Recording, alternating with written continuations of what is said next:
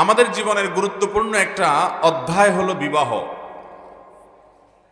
এই বিবাহে আল্লাহ রাব্বুল আলামিনের সুস্পষ্ট আদেশ এবং নিষেধ আছে। নবী করিম সাল্লাল্লাহু আলাইহি সাল্লামের পরিষ্কার দিক নির্দেশনা আছে। বিবাহ মানব জীবনের এরকম গুরুত্বপূর্ণ একটি অধ্যায় যে এখান থেকে মানুষ দুনিয়া এবং আখিরাতের প্রভূত কল্যাণ অর্জন করে, আবার অনেকে বিয়ের পরে তার কল্যাণমুখী তার যে অগ্রযাত্রা সেটা থেমে গিয়ে উল্টো দিকে হাঁটা শুরু করে। এই জন্য মানুষের জীবনে বিবাহ এটা মৌলিকভাবে একটা গুরুত্বপূর্ণ অধ্যায়, একটা টার্নিং পয়েন্ট বলা যেতে পারে। আল্লাহ রাব্বুল আলামিন যাদের আল্লাহর এই গুরুত্বপূর্ণ আদেশ পালনের তৌফিক দিয়েছেন, তারা কোনো সন্তানের বাবা অথবা কারোর অভিভাবক, অতএব তার নিজের বিয়ে সম্পন্ন হলেও তার সন্তানের বিয়ের সাথে তিনি সংশ্লিষ্ট হবেন। আর যারা নিজেরা বিয়ে করেন নাই, তাদের তো জীবনের মূল অধ্যায়, তাদের জীবনে এই অধ্যায়টা তো বাকি এখনো আছে। মোহতারাম হাজরিন, আল্লাহ রাব্বুল আলামিন কোরআনে হাকিমে বলেছেন, ওয়ানকিহুল আয়ামা মিনকুম ওয়াস-সালিহিনা মিন ইবাদিকুম ওয়া ইমাইকুম ইন ইয়াকুনু ফুকারা ইউগনিহিমুল্লাহু মিন ফাদলিহি। আমাদের অধীনস্থ ছেলে মেয়েদেরকে বিয়ে দেওয়ার নির্দেশ দিয়ে আল্লাহ বলেছেন, যদি তারা অভাবী হয় আল্লাহ তাআলা আপন অনুগ্রহে বিবাহের বরকতে তাদের অভাব দূর করে দিবেন। তাহলে বোঝা গেল এই আয়াত থেকে বিবাহ মূলগতভাবে বরকত লাভের একটা কারণ। বিবাহ এটা মূলগতভাবে বরকত লাভের একটা কারণ। আল্লাহ রাব্বুল আলামিন অভিভাবকদের উপরে আবশ্যক করেছেন, তাদের দায়িত্ব আল্লাহ তাআলা দিয়েছেন যে তারা অধীনস্থদের যেন বিবাহের বন্দোবস্ত করে। নবী করিম সাল্লাল্লাহু আলাইহি সাল্লাম বলেছেন, ছেলে বা মেয়ে যখন বিয়ের উপযুক্ত হবে তখন তোমরা অভিভাবকরা দেরি না করে, বিলম্ব না করে দ্রুততার সাথে তাদের বিবাহের উদ্যোগ নাও। যদি সেটা না করো তাহলে এর ফলে সমাজে ফিতনা, ফাসাদ, ব্যভিচার, গুনাহের সয়লাভ হবে, সমাজ ধ্বংস হবে, পরিবার শেষ হবে। এই জন্য অভিভাবকরা এই দায়িত্ব পালনে যদি অবহেলা করেন, ত্রুটি করেন, পিছপা হন, তাহলে সেক্ষেত্রে সন্তানরা যদি বিপথে যায় তার জন্য আল্লাহর কাছে জবাবদিহি করা লাগবে। মোহতারাম হাজরিন, আজ যে সমস্ত বিয়ে শাদী হয় আমাদের সমাজে, বেশিরভাগ বিয়ে শাদীতে আমরা দেখি কোনো কল্যাণ বা বরকত নাই। বিয়ে মূলত জোড়, অর্থাৎ দুটি পরিবারকে, বরং দুটি সমাজকে, দুটি সোসাইটিকে, দুজন মানুষকে একত্র করে দেয়। কিন্তু বিবাহের কিছুদিন যেতে না যেতেই দেখা যায় যে সেটি শুধুমাত্র নিজেদের মধ্যকার সম্পর্ককে নষ্টই করে না, যার সাথে কোনো শত্রুতা ছিল না সে পরম শত্রুতে, চরম শত্রুতে সে পরিণত হয় বিয়ের পর। বেশিরভাগ বিয়ে শাদীর পরিণতি আজকাল সেদিকে চলে যাচ্ছে। একজন অপরিচিত মানুষ আরেকজন অপরিচিত মানুষের সাথে কোনো প্রকার বন্ধুত্বও ছিল না, শত্রুতাও ছিল না। বন্ধুত্ব শত্রুতা কোনোটাই ছিল না। বিয়ের পর বন্ধুত্ব তৈরি হলো। এই বন্ধুতা এটা খুব বেশি সময় টিকে না, বরং অল্প সময়ে উল্টা বরং শত্রুতে পরিণত হয়ে যায়। বেশিরভাগ বিয়ের এই চিত্র আজকাল হচ্ছে। দুইটা পরিবারের সাথে কোনো প্রকার মামলা মোকদ্দমা ছিল না, ঝগড়াঝাটি ছিল না, সম্পর্কের অবনতি ছিল না। বিয়ের মাধ্যমে একটা ভালো সম্পর্ক হবে আশা করছে, কিন্তু দেখা গেল আশার গুড়ে বালি। ভালো হওয়া তো দূরের কথা, কদিন পরে মামলা মোকদ্দমা, ঝগড়া ফাসাদ, সালিশ বিচার এবং দা কুমড়া সম্পর্ক। ঠিক না বে ঠিক? মোহতারাম হাজরিন, কারণ কি? এই কারণটা আমরা আজ সংক্ষেপে উদ্ঘাটন করার চেষ্টা করব। ইমানদারের প্রতিটি কাজে আল্লাহ রাব্বুল আলামিন যদি বরকত দান করেন, কল্যাণ দান করেন, তাহলে সেটা বরকতময় হয়, সেটা উপকারী হয়, সেটা কল্যাণময় হয়। আর যদি আল্লাহ তাআলা কোনো কাজে বারাকা না দেন, কল্যাণের ফয়সালা না দেন, তাহলে সে কাজ থেকে সে কখনো উপকার লাভ করতে পারে না। যে কাজ তার উপকার করার কথা সেটা তার বরং ক্ষতি করে বসে। এই জিনিসটাকে বলা হয় বারাকা। আপনি অল্প উপার্জন করেছেন, কিন্তু এই অল্প উপার্জনের মধ্যে যদি আল্লাহ কল্যাণ লিখে রাখেন যেটা আপনার জন্য উপকারী হবে, এর জন্য এর মধ্যে আল্লাহ তাআলা বরকত লিখে দিবেন। যদি এরকম হয় তাহলে অল্প উপার্জন দেখবেন আপনার অনেক কল্যাণ বয়ে আনছে, আপনার অনেক উপকার হয়ে গেছে, অনেক সমস্যার সমাধান হয়ে গেছে, তারপরেও আলহামদুলিল্লাহ আপনার কাছে সে সম্পদ আরো রয়ে গেছে। আর অনেক সম্পদ উপার্জন করেছেন কিন্তু আল্লাহ তাআলা বরকত দেন নাই সেখানে, তাহলে দেখা যাবে যে এই অনেক সম্পদ থেকে যা অর্জন হওয়ার কথা ছিল সেটা তো হবেই না, বরং আরো আপনার লসে মাইনাসে থাকবেন। এটাকে বলা হয় বেবরকতি। এই জন্য দেখবেন অনেক মানুষ আছেন যাদের জীবনে আল্লাহ তাআলা বরকত দিয়েছেন, অল্প হায়াত পাইছে, জীবনে অনেক কাজ করে চলে গেছে। আবার অনেক মানুষ আছে দীর্ঘ হায়াত পাইছে, জীবনে তেমন কোনো অর্জন বা অ্যাচিভমেন্ট নাই। ঠিক একইভাবে বিয়ে শাদীতেও আল্লাহ তাআলা যদি বরকত দান করেন সেখান থেকে নেক সন্তান আসে, যারা মা বাবার চোখ উজ্জ্বল করে, মুখ উজ্জ্বল করে, মা বাবার চোখ শীতল করে, নয়ন জোড়ায়, যারা মা বাবার দুনিয়া এবং আখিরাতে কল্যাণের কারণ হয়, আখিরাতে নাজাতের মাধ্যম হয়, দুনিয়াতে তাদের প্রভূত কল্যাণের মাধ্যম হয়। যদি আল্লাহ তাআলা ওই বিয়ের মধ্যে বরকত দান করে, কোনো বিবাহের মধ্যে যদি বরকত থাকে, তখন সেই বিবাহ নবদম্পতিকে একটা চরম সুখের ঠিকানা নিয়ে যায়। নবী করিম সাল্লাল্লাহু আলাইহি ওয়াসাল্লাম বলেছেন, আদ-দুনিয়া কুল্লুহা মাতা ওয়া খায়রু মাতা'আদ দুনিয়া আল মারআতুস সালিহা। এই দুনিয়াতে সবকিছুই আল্লাহ তাআলা তৈরি করেছেন বান্দা সেটা উপভোগ করতে পারে। একজন মানুষের জীবনের সবচেয়ে উপভোগ্য অধ্যায় হলো তার জীবন সঙ্গী যদি এরকম হয় যিনি নেক এবং ভালো মানুষ, সৎ, তাহলে তার এই জীবনটা সবচেয়ে উপভোগ্য হয়।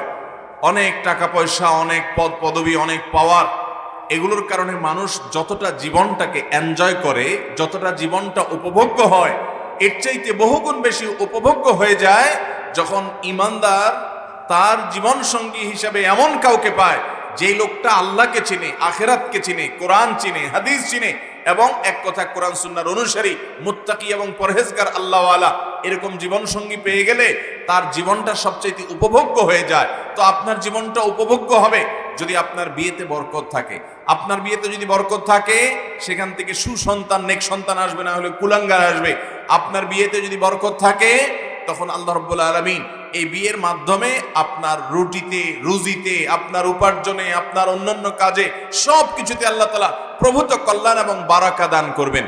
এই জন্য বিয়ের মধ্যে বরকত জিনিসটা অনেক গুরুত্বপূর্ণ, যেরকম অন্য সব ক্ষেত্রে গুরুত্বপূর্ণ। হায়াতের মধ্যে বরকত থাকলে সেটা উপকারী, হায়াতে বরকত নাই, এই হায়াত উপকারী না।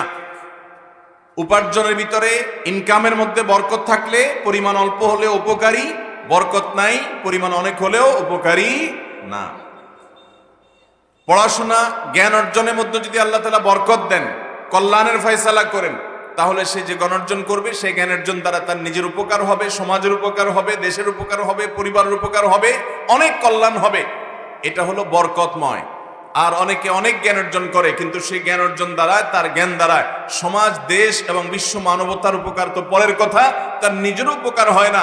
বেবরকতি জ্ঞান, এই জ্ঞানে বরকত নাই। ভাইরা আমার, একজন ব্যবসা করেন, এই ব্যবসাতে আল্লাহ যদি বারাকত দান করেন, তো বরকত দান করে, কল্যাণ দান করলে ছোট্ট ব্যবসা থেকে আল্লাহ তাআলা অনেক সুখ তাকে দান করেন। আর আরেক ব্যবসায়ী বিশাল বড় ব্যবসা, বাণিজ্য, প্রপার্টি গড়ে তুলেছে, আল্লাহ যদি সেখানে বরকত না লেখেন তাহলে বিশাল বড় ব্যবসা থেকেও তার কোনো উপকার হবে। ব্যবসার উদ্দেশ্য হলো শান্তি, সে শান্তিটা সে পাবে না। এই জন্য আমরা বরকত চাই কি চাই না বলেন? আমাদের সামগ্রিক জীবনে বরকতের জন্য বরকতের 10টা চাবি আছে, কোরআন এবং সুন্নাহ সেগুলোর বিস্তারিত বিবরণ উল্লেখ করা হয়েছে। আমরা আমাদের একাধিক বক্তব্যে সেই চাবিগুলো আপনাদের সামনে তুলে ধরার চেষ্টা করেছি। কোন কোন কাজের মাধ্যমে, কোন কোন পদক্ষেপের মাধ্যমে আমাদের সামগ্রিক জীবন, টোটাল লাইফ বরকতময় হবে। আজকে আমরা শুধু পেশ করতে চাই বৈবাহিক জীবনে বারাকা কোত্থেকে আসবে, কিভাবে আসবে। এর জন্য 3টা শর্ত আমরা কোরআন এবং হাদিসের আলোকে উল্লেখ করতে চাই। এই শর্তগুলো যদি পাওয়া যায়, ইনশাআল্লাহ এই বিবাহের মধ্যে আল্লাহ তাআলা বারাকা দান করবেন, বরকত দান করবেন, কল্যাণ দান করবেন। এখান থেকে লাভই লাভ হবে, লসের কিছু হবে না, উপকারী হবে। আবারও সে কথায় ফিরে যায়, শুরুতে যেটা বলছিলাম, বিবাহ মানুষের জীবনের এমন একটা অধ্যায় এখান থেকে মানুষের অনেক সময় হয় জয় আর নয় ক্ষয়, এই দুইটার কোনো একদিকে চলে যায়। দিনের ক্ষেত্রে বলেন, দুনিয়ার ক্ষেত্রে বলেন। এই জন্য এটা গুরুত্বপূর্ণ একটা টার্নিং পয়েন্ট মানুষের লাইফে। নবী করিম সাল্লাল্লাহু আলাইহি সাল্লামের বিভিন্ন হাদিস থেকে আমরা জানি যে বিবাহ বরকতময় হয় কিভাবে, তার রোড ম্যাপ, তার পরিকল্পনা তিনি আমাদেরকে দিয়ে গেছেন। আমাদের জানা দরকার আছে না নাই? মোহতারাম হাজরিন, 3টি বরকতের চাবির কথা বলতে চাই বৈবাহিক জীবনে। বিয়ে শাদীতে আল্লাহ তাআলা বরকত দান করবেন, দাম্পত্য জীবনে আল্লাহ তাআলা কল্যাণ দান করবেন। 3টি জিনিস যদি পাওয়া যায়, নাম্বার 1, যেই কোনো কাজে, জীবনের যে কোনো স্তরে, যে কোনো স্টেপে, পদক্ষেপে বরকত লাভের জন্য অবশ্যই অবশ্যই আপনার মধ্যে তাকওয়া থাকতে হবে। আল্লাহ রাব্বুল আলামিন কোরআনে কারীমে বলেছেন, ওয়ালাউ আন্না আহলাল কুরা আমানু ওয়াত্তাকাউ লাফাতাহনা আলাইহিম বারাকাতিম মিনাস সামা।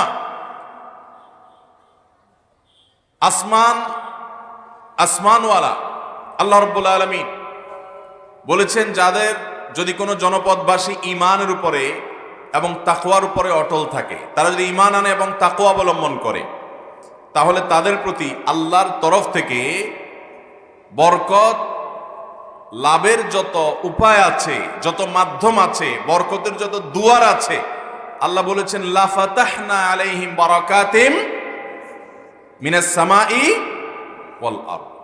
আসমান এবং জমিনের বরকতের যত দুয়ার আছে, সকল দুয়ার আল্লাহ তাআলা খুলে দিবেন মুত্তাকি এবং ঈমানদার মানুষের জন্য। মোহতারাম হাজরিন, তাহলে আপনার জীবনের অন্যান্য বিষয়ের মতো বৈবাহিক জীবনে বরকত আসার জন্য আপনাকে শুরুতে মুত্তাকি হতে হবে। কি হতে হবে ভাই? মুত্তাকি হতে হবে। মুত্তাকি কাকে বলে? মুত্তাকি বলা হয় যে আল্লাহর ভয়ে, আল্লাহর আদেশ নিষেধগুলোকে মাথায় রেখে সেভাবে জীবনকে পরিচালিত করে, এর নাম কি? মুত্তাকি। এখন আসুন, বিবাহ কোন উদ্দেশ্যে হবে? একজন যুবক, একজন যুবতী, একজন পুরুষ, একজন নারীর মধ্যে যে বিবাহ হবে, উদ্দেশ্যটা কি হবে? অনেক অসৎ উদ্দেশ্যে এখনো গ্রামাঞ্চলে, এমনকি শহরে অনেক জায়গায় অনেক বিয়ে হয়। আমি তো গ্রামে এরকম অনেক ব্যক্তিকে ব্যক্তিগতভাবে জানি যারা ছেলের বিয়ে দেয়, কারণ ছেলে বিদেশ যাবে, এখন ভিসার টাকা জোগাড় হয় নাই, তো বিয়ে দিলে শ্বশুরবাড়ির কাছ থেকে কিছু টাকা ধার দেনা এগুলার নাম টাম দিয়ে নেওয়া যাবে এবং ছেলেকে বিদেশ পাঠানো যাবে। তো এই জন্য চট করে তখন বিয়েটা দিয়ে দেয়, আছে না নাই? আবার অনেক সময় দেখা যায় বিয়ের উদ্দেশ্যই হলো মা বাবার খেদমত। বৌমা অবশ্যই শ্বশুর শাশুড়ির খেদমত করবেন। যে স্বামী তার জন্য কল্যাণের জন্য সারাক্ষণ কাজ করে যাচ্ছে, সেই স্বামীর বাপ মা দেখবে না? এতটুকু মানবিক দায়িত্ব তার মধ্যে থাকবে না? অবশ্যই থাকবে। কিন্তু আপনার উদ্দেশ্য কেন হবে, বিয়ের উদ্দেশ্যই কেন হবে মা বাবার খেদমত?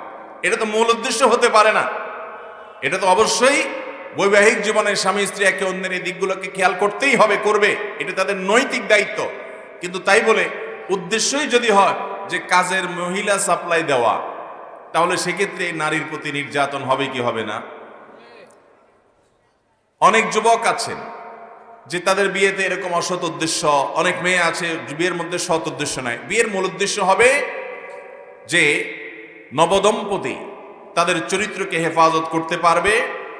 এবং নবী করিম সাল্লাল্লাহু আলাইহি ওয়াসাল্লাম বলেছেন, তাযাওয়াজুল ওয়াদুদ আল ওয়ালুদ ফাইন্নী মুকাথিরুম বিকুমুল উমাম। যে সমস্ত বংশ, যে সমস্ত পরিবারের মেয়েদের বাচ্চা কাচ্চা হয়, বেশি বাচ্চা কাচ্চা হয়, খোঁজখবর নাও, পারিবারিকভাবে এই ধরনের ঐতিহ্য আছে, ইতিহাস আছে, ইতিবাচক দিক আছে, তোমরা সে সমস্ত পরিবারে বিয়ে করো, কারণ কিয়ামতের ময়দানে আমার উম্মতের সংখ্যার আধিক্য নিয়ে আমি অন্যদের সাথে আল্লাহর অনুমতি সাপেক্ষে গর্ব করব, আমার কাছে ভালো লাগবে। এই জন্য সন্তান সন্ততি দুনিয়াতে আসবে, নবী করিম সাল্লাল্লাহু আলাইহি সাল্লামের উম্মাহ এর সংখ্যা বৃদ্ধি পাবে এবং নেককার সন্তান জান্নাতের পথ সুগম করবে। এই নেক উদ্দেশ্য যেমন থাকবে, নিজের চরিত্রকে হেফাজত করার উদ্দেশ্য থাকবে, এই জাতীয় আল্লাহ এবং তার রাসূল সাল্লাল্লাহু আলাইহি সাল্লামের আদেশ বিবাহ করা, সেটি পালন করার উদ্দেশ্য থাকবে। এরকম সৎ উদ্দেশ্য বিয়ের মধ্যে থাকবে। এটা হলো তাকওয়ার একটা দিক, যে আল্লাহর ভয়ে আপনি কাজ করছেন, দুনিয়ার ধান্দায় না।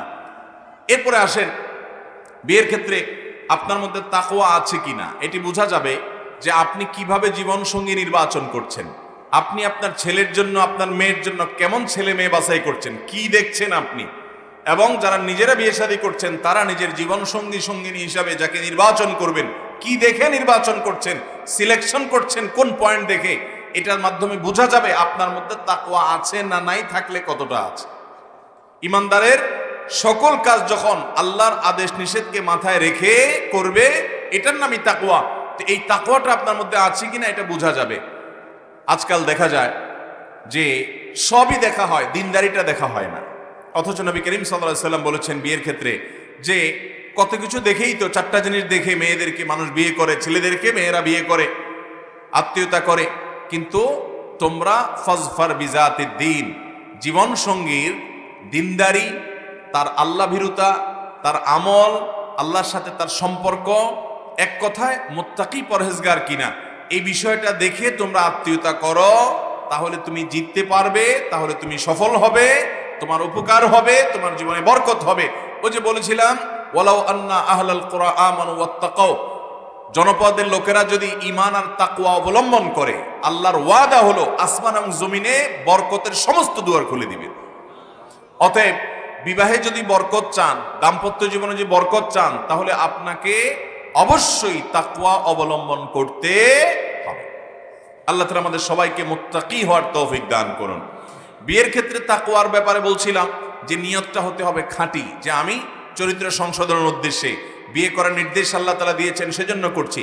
নবী সাল্লাল্লাহু আলাইহি সাল্লামের সুন্নাহ, তিনি বলেছেন যে আন-নিকাহ মিন সুন্নতি, বিবাহ এটা আমার আদর্শ, আমার সুন্নাহ, এই জন্য আমি সেই বিবাহ করতে যাচ্ছি। এর মাধ্যমে আমার চরিত্রের হেফাজত হবে, এর মাধ্যমে আমার পরবর্তী প্রজন্ম দুনিয়াতে আসবে যারা দ্বীনের উপরে, ঈমানের উপরে অটল থাকবে, যেটা আমার আখিরাতের পথকে সুগম করবে, জান্নাতের পথকে সুগম করবে। এই সমস্ত নেক উদ্দেশ্য থাকবে। সেই সাথে বিবাহের মধ্যে কোনো অসৎ উদ্দেশ্য থাকবে না। যৌতুক নেওয়া, পয়সা কামাই করা, তারপর বিভিন্ন রকমের স্বার্থ হাসিল করা, এরকম কোনো অসৎ উদ্দেশ্য যদি বিয়েতে থাকে, তাহলে বুঝতে হবে শুরুতেই তাকওয়া নাই, এই বিয়েতে বরকত থাকবে না। ঠিক একইভাবে স্বামী স্ত্রী উভয়ে, এমনকি শ্বশুর শাশুড়ি এবং বৌমা, এই উভয় পক্ষ বিয়েকে কেন্দ্র করে কার কি হক এবং অধিকার আছে এ ব্যাপারে সচেতনতা নিজেদের মধ্যে সৃষ্টি করতে হবে। অনেক পুরুষ আছেন এখানে যারা আছেন, বেশিরভাগ লোকই হয়তোবা বিবাহ শাদী করেছেন। আমি যদি জিজ্ঞাসা করি আপনি স্বামী হিসাবে আপনার স্ত্রীর কি কি অধিকার আছে কোরআন হাদিসের আলোকে বলতে পারবেন? পয়েন্ট আকারে শতকরা 2-4 জন মানুষও বলতে পারেন কিনা সন্দেহ। ইমানদার তার প্রত্যেকটা কাজে চিন্তা করবে যে আমার উপর এই কাজ করতে গিয়ে আল্লাহর আদেশ কি আছে, নিষেধ কি আছে, এটা আমাকে জানতে হবে। এটা এতটুকু জানা ফরজ। মনে রাখবেন, তলাবুল ইলমি ফরিদাতুন আলা কুল্লি মুসলিমিন, কোরআন হাদিসের জ্ঞান অর্জন করা প্রত্যেক মুসলমানের জন্য ফরজ। কিন্তু কতটুকু জ্ঞান অর্জন করা ফরজ? সবাই টাইটেল পাস করা ফরজ না, সবার জন্য কামেল পাস করা, দাওরা পাস করা ফরজ না। কিন্তু কতটুকু ফরজ?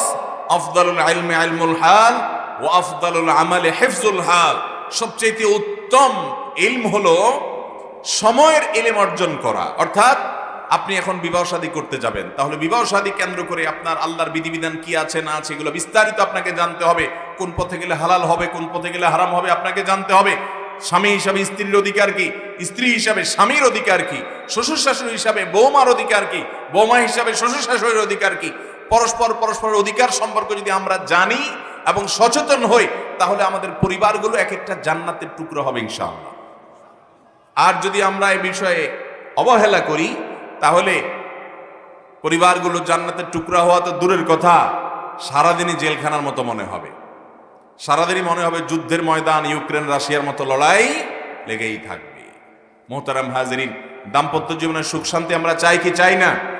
তাহলে 1 নম্বরের শর্ত পূরণ করতে হবে, তা হলো যে উভয় পক্ষকে তাকওয়া অবলম্বন করতে হবে।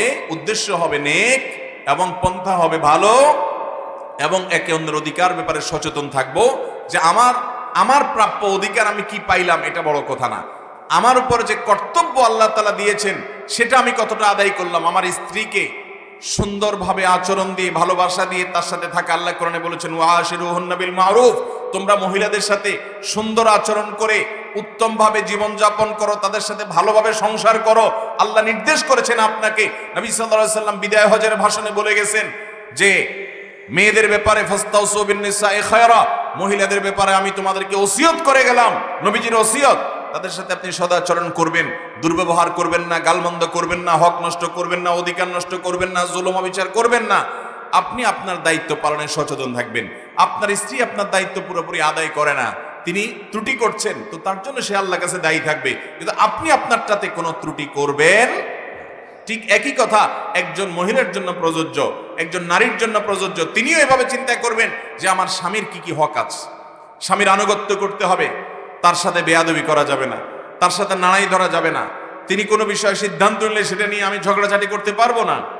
আমি আল্লাহর আদেশ নিষেধের মধ্যে যতক্ষণ তিনি আমাকে থাকতে বলবেন, এর বাইরে যদি আমাকে যেতে না বলেন, তাহলে তার আনুগত্য করতে হবে। মহিলাদের জান্নাতে যাওয়ার জন্য 4টা শর্ত আছে। নবী সাল্লাল্লাহু আলাইহি ওয়াসাল্লাম বলেছেন, ইদা সাল্লাতিল মারআতু খামসাহা ওয়া সামাত শাহরাহা ওয়া আতাআত যাওজাহা ওয়া হাফিজাত ফারজাহা, কোন নারী যখন 5 ওয়াক্ত সালাত আদায় করবে, রমজানের সিয়াম বা রোজা পালন করবে, স্বামীর কথা মেনে চলবে, নিজের ইজ্জত সম্ভ্রমকে হেফাজত করবে, কোন প্রকার গুনাহ এবং পাপাচারে জড়াবে না, কারোর সাথে কোনো হারাম সম্পর্ক করবে না, পরকীয়াতে যাবে না, ফেসবুকে ইনবক্সে বিভিন্ন জায়গায় কোনো প্রকার 2 নম্বর সম্পর্কে যাবে না।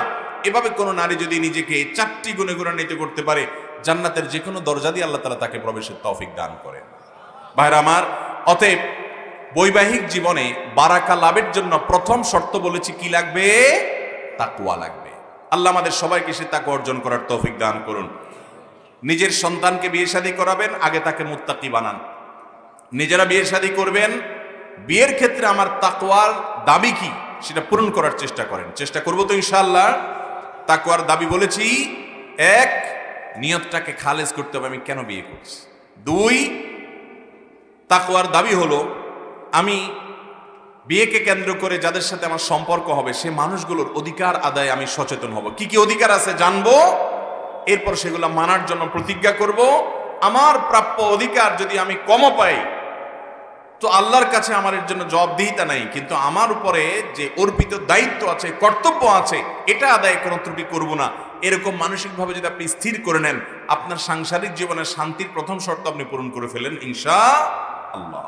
নাম্বার 2, খুবই গুরুত্বপূর্ণ একটা পয়েন্ট, সেটা হলো বিয়ের মধ্যে যদি মোহরের পরিমাণ সহনীয় থাকে, কম থাকে, সেই বিবাহের মধ্যে বরকতের পরিমাণ বেশি হয়। আমার কথা না, মুসনাদ আহমদে বর্ণিত হাদিস আম্মা জানা আয়েশা রাদিয়াল্লাহু তাআলা বর্ণনা করেছেন, ইন্না মিন আযমিন নিকাহি বারাকাহ আইসারুহা মাউনা, যেই বিয়েতে মোহর সহনীয় পর্যায়ে থাকে, কম থাকে, সেটা তত বেশি বরকতময় হয়। আল্লাহ তাআলা ওই বিয়েতে বরকতের পরিমাণ তত বেশি দান করেন। একটি নয়, আরো বেশ কয়েকটা হাদিস আছে। নবী করিম সাল্লাল্লাহু আলাইহি ওয়াসাল্লাম বলেছেন, সবচেয়ে উত্তম সাদাক, উত্তম মেহা মোহর, নি'মাস সাদাক ওয়া আইসারুহা আও আইসারুহু, সবচেয়ে উত্তম মোহর হলো যেই মোহরটা সহনীয় পর্যায়ে থাকে, পরিমাণে কম থাকে, এই মোহরটা সবচেয়ে বরকতময় হয়। বিয়ের মধ্যে মোহরের পরিমাণ কম থাকলে বিবাহ বরকতময় হয়। এখন আজকাল বিয়েতে মোহরের পরিমাণ কম হয় না বেশি হয়? দেখেন, ঘরে ঘরে বরকত নাই কেন দেখছেন? ভাইরা আমার, আমি প্রায় সময় বলার চেষ্টা করি, বিভিন্ন জায়গায় বলার চেষ্টা করি, যারা বাপ চাচারা মুরব্বী বয়সের যারা আছেন, সামনে আছেন, স্টেজে আছেন, এই সমস্ত মুরব্বীদের বিয়ের মোহর কত টাকা ছিল? চাচা, আপনার বিয়ের মোহর কত ছিল? মোহর বিয়ের সময় মোহর কত ছিল? কাবিন কত ছিল? আপনারটা কত আছিল? কত আসিল, কত এটা কোন মনে নাই ওনার? হেমি একবার 4 লাখ হইতে পারে বলে, ওনার বিয়ের সময় 4 লাখ টাকা, পুরা জেলার সব মানুষের টিয়া মিলালে 4 লাখ হইব। মনে নাই, এই হলো কথা। দেখেন, যারা আমাদের বাপ চাচার বয়সের মুরব্বী যারা, ওনাদের বিয়েতে মোহর ছিল দেখেন 2 টাকা, 5 টাকা, 3 টাকা, 10 টাকা, এই ছিল মোহর। এখন আপনি বলবেন যে ভাই তখনকার 5 টাকা 10 টাকা তো এখনকার 5 টাকা 10 টাকা সমান না। হ্যাঁ, ওইটা আমিও বুঝি, কিন্তু নিশ্চয়ই তখনকার 5 টাকা এখনকার 50 লাখ টাকা সমান তো না। কি বলেন? এত বেশ কম তো হয় নাই। তখন 5 টাকা দিয়ে যেটা কিনা যাইতো এখন কি 50 লাখ টাকা লাগে? এত বেশ কম তো হয়নি। মহরের পরিমাণ এখনকার তুলনায় তখন অনেক কম ছিল। এই মুরব্বীদের দাম্পত্য জীবনে আমি সব সময় বলার চেষ্টা করি, আমাদের তরুণরা আজকাল, আমরা আমাদের দাম্পত্য জীবনে যতটা সুখী, এই মুরব্বীরা তাদের দাম্পত্য জীবনের তার চাইতে বহুগুণ বেশি সুখী ছিল, এখনো সুখী আছে। ওই বুড়া বুড়ির সাথে যতটা বোঝাপড়া আছে, যতটা মহব্বত, ভালোবাসা, প্রেম আছে, যুবকদের মধ্যেও নাই। ঠিক না বে ঠিক? মহর ছিল কম, বিয়েতে বরকত। আর এখন 20 লাখ, 30 লাখ, 50 লাখ, লাখ ছাড়া মহরের কোনো কথা। সাহাবায়ে কেরাম বলেছেন, শুনো, বিয়ের মধ্যে মহর বেশি হলে যদি এটা কোনো ক্রেডিটের ব্যাপার হতো, তো মুহাম্মদ সাল্লাল্লাহু আলাইহি সাল্লামের মেয়েদের বিয়েতে সবচেয়ে বেশি মহর ধরা হতো। অথচ সেটা করা হয় নাই। যারা মেয়ের বাবা আছেন, আপনাদেরকে বলছি, বিশাল বড় একটা অঙ্ক হাঁকায় বসে থাকেন। বিয়েটা এতে সহজ হয় না কঠিন হয়? মহরের পরিমাণ বেশি দিলে বিয়ে করা সহজ হয় না কঠিন হয়? বিয়ে কঠিন হওয়ার কারণে সমাজে জেনা ব্যভিচার বাড়বে না কমবে? জেনা ব্যভিচার যদি বাড়ে, তাহলে মেয়ের বাবারা মহর বেশি করে বিয়েকে কঠিন করার কারণে তারাও আল্লাহর কাছে কম বেশি দায়ী হবেন। আমি প্রায় বলি, দেখেন, আপনার মেয়ের জন্য একটা ভালো ছেলে দরকার না একটা টাকার বস্তা দরকার? মুখে না বলেন, বিয়ের সময় তো ছেলে দেখেন না, দেখেন টাকার বস্তা কিনা। বিয়ে কি ছেলের সাথে, ভালো ছেলের সাথে দেয় এখন, না টাকার বস্তার সাথে দেয়? তো টাকার বস্তা থেকে কি সুখ আসবে? বরং গন্ধ আসবে। টাকার একটা গন্ধ আছে। টাকার একটা কি আছে? গন্ধ আছে। গন্ধ আসবে, সুখ আসবে না। মানুষ কিনা দেখেন, মানুষ কিনা, মনুষ্যত্ব আছে কিনা, ভদ্র কিনা, আল্লাহবিরো কিনা, মুত্তাকি কিনা, পরহেজগার কিনা, নামাজি কিনা, দিনদার কিনা, হক হালালি চলে কিনা। উপায় উপার্জন কম থাকুক, আপনার মেয়ে সুখে থাকবে ইনশাআল্লাহ। আর টাকার বস্তার সাথে মেয়ের বিয়ে দিবেন, তাহলে মেয়ে সুখে থাকবে। বাবারা, মহরের পরিমাণ যৌক্তিক পর্যায়ে রাখবেন। যে ছেলের সাথে বিয়ে দিচ্ছেন, আপনি নিজেই জানেন ওর উপার্জন মাসে 20,000 টাকা বা 30,000 টাকা। যে লোকটার মাসে উপার্জন 20,000, 30,000 টাকা, সে আপনার মেয়ের মহর 30 লাখ টাকা কিভাবে দিবে? এটা কি সম্ভব? তাহলে এই অযৌক্তিক মহর, এটা বৈবাহিক জীবনে অশান্তির অন্যতম কারণ, এবং এটার যে স্পিরিচুয়াল দিক, এটার যে আধ্যাত্মিক দিক বিবাহের, এই বিবাহের আধ্যাত্মিক বরকত এবং কল্যাণকে ধ্বংস করে ফেলে মহরের আধিক্য, মহরের পরিমাণ বেশি হওয়া। অতএব মহরের পরিমাণ বাড়ানোর এই প্রবণতা থেকে আমরা বেরিয়ে আসবো তো ইনশাআল্লাহ। আল্লাহ আমাদের মেয়ের বাবাদেরকে হেদায়েত দান করুন। বেশিরভাগ ক্ষেত্রে ধরেন তো 30 লাখ টাকা, 30 টাকাও তো পান না। কি বলেন? ধরেন তো 10 লাখ 1 টাকা, 20 লাখ 5 টাকা, কয় টাকা পান? কি বলেন? বেশিরভাগ বিয়েতে 2 পয়সাও দেয় না। ওই ছেলে বাসরের রাত্রে বউরে ফুসলা ফাসলা মাপটাপ চায় পার হয়ে চলে যায়। তা আপনার 20 লাখ টাকার মানে কি থাকলো বলেন? বলে যে মানেই হলো যে বেশি করে মোহর ধরলে তাহলে আর এই ছেলে তালাক দিতে পারবে না। তো বিয়ের আগেই যদি আপনি তালাকের চিন্তা করেন, বিয়ে টিকবে? অতএব এ সমস্ত ছোট লোকের চিন্তা, ফালতু চিন্তা করা যাবে। ভালো মানুষের সাথে বিয়ে দিবেন, যে বিয়ে টিকবে ওইটা অল্প মহরেও টিকবে। আর যেটা টিকবে না, সেটা কোটি কোটি টাকা মোহর ধরলেও ওই ছেলে পালায় যাবে। আপনি কি করবেন? এখন বিয়ের ভাঙার পরিমাণ, তালাকের পরিমাণ আগের তুলনায় কম হয় না বেশি হয়? সব ক্ষেত্রে বেশি হয়, আমরা জানি। মহরের পরিমাণ বাড়ছে, কিন্তু তালাক কি কমছে না বাড়ছে? বোঝার চেষ্টা করেন। নবী করিম সাল্লাল্লাহু আলাইহি ওয়াসাল্লাম এমনি এমনি বলেন নাই।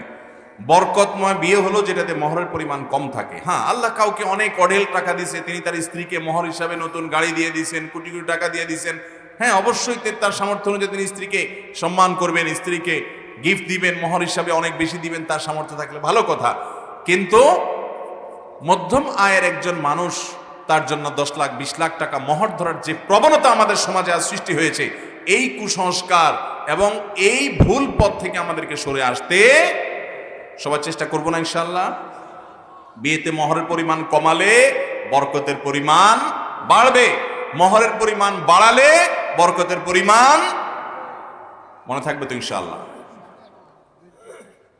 অনেকে আছেন এই ওয়াজ করে, নিজেই এ ওয়াজ করে, যখন ছেলের বাপ হয় তখন বলে যে বেঈ সাহেব হাদিস শুনেন নাই, বিয়েতে মোহরের পরিমাণ কম থাকলে বরকতময় হয়, আপনি এত টাকা দাবি করতেছেন। এ হাদিস কে কাকে বলে? ছেলের বাপে মেয়ের বাপরে বলে। যেই লোক তার ছেলের বিয়ের সময় হাদিস শুনেছে, ওই লোকই আবার নিজের মেয়ের বিয়ের সময় হাদিস আর মানে না। এতে লস কার হয় রে ভাই? নিজেরই লস হয়, ঠিক না ভাই? ঠিক। আপনার ছেলের, আপনার মেয়ের সুখ শান্তি নির্ভর করে আপনি এই বিয়ের মাধ্যমে বরকত এবং সুখ লাভ হবে কিনা, সেই পথে হাঁটছেন কিনা। এই জন্য দুইটা পয়েন্ট ইতিমধ্যে বলে ফেলেছি। এক, তাকওয়া অবলম্বন করতে হবে, মুত্তাকি হইতে হবে, নিয়ত, উদ্দেশ্য, পদ্ধতি সঠিক হতে হবে, আল্লাহর ভয় থাকতে হবে যে আমি বিয়ে করতে গিয়ে আল্লাহকে নারাজ করব না, আল্লাহকে অসন্তুষ্ট করব না, কোনো অধিকার স্বামী বা স্ত্রী পরস্পর নষ্ট করব না, দায়িত্বশীল হতে হবে। আর দ্বিতীয়ত হলো মোহরের পরিমাণ কমাতে হবে। আরে ছেলে যদি ভালো মানুষ হয়, মোহর তো মোহর, ওর সবকিছুই স্ত্রীকে শেয়ার করবে, দিবে। আর যদি অমানুষ হয় তো মোহর লাখ টাকা দিয়ে ওই স্ত্রীর সুখ হবে। অতএব আল্লাহ আমাদেরকে বুঝার তৌফিক দান করুন। নাম্বার 3, বিয়েতে বরকত লাভের জন্য বিয়েকে কেন্দ্র করে যত অনাচার হয়, অবৈধ কাজ হয়, হারাম কাজ হয়, এই সকল কাজ এগুলো পরিহার করতে হবে। কি কি কাজ হয়? আমি 5টি দৃষ্টান্ত দিতে পারি যে বিয়েকে কেন্দ্র করে 5 ধরনের হারাম কাজ আমরা বেশিরভাগ মানুষ করি। এই জন্য বিয়ের শাদীতে বরকত, বিয়ে হইতে দেরি, ভাঙতে মেড ইন চায়না। এখনকার বিয়ে শাদী সব কি হয়ে গেছে? Made in China. আর মুরব্বীদের বিয়ে শাদীগুলা সব মেড ইন জাপান। স্ট্রং। তালাক পুরো ইউনিয়নের মধ্যে একটা দুইটা হইতো কিনা সন্দেহ। গত 3-4 দিন আগে নরসিংদীর এক মাহফিল ছিল, মাহফিলে চেয়ারম্যান সাহেব পাশে বসা ছিলেন। তো আমি এই বিষয়ে কথা বলতেছিলাম, চেয়ারম্যান সাহেব বলল, ভাই আমি চেয়ারম্যান হওয়ার পরে বিসমিল্লাহ করছি তালাকের বিচার দিয়া। মানে আমার কাছে প্রথম বিচারই আসছে হলো তালাকের। কি পরিমাণ তালাক সমাজে আসছে ভাইরা আমার। তো এই বেবরকতি থেকে যদি আমরা বাঁচতে চাই তাহলে বিয়েকে গুনাহ মুক্ত করতে হবে। কি মুক্ত করতে হবে? যুবকরা বিয়ে জীবনে বারবার তো সবার কপালে নাই, বেশিরভাগ মানুষই একটাই তো বাংলাদেশে করতে এখন কঠিন হয়ে যাচ্ছে। আর দুইটা চিন্তা করবেন করতে গিয়ে, দুইটা চিন্তা করলে মাইরও খাইতে পারবেন আপনারা। তো যে একটা বিয়ে করবেন জীবনে, সেই একটা বিয়ে চ্যালেঞ্জ নেবেন এখন থেকে যে আমি আমার এই বিয়েটাকে হারাম মুক্ত, গুনাহ মুক্ত করব ইনশাআল্লাহ। প্রতিজ্ঞা করা যাবে না ভাই? লাভ আপনারই হবে।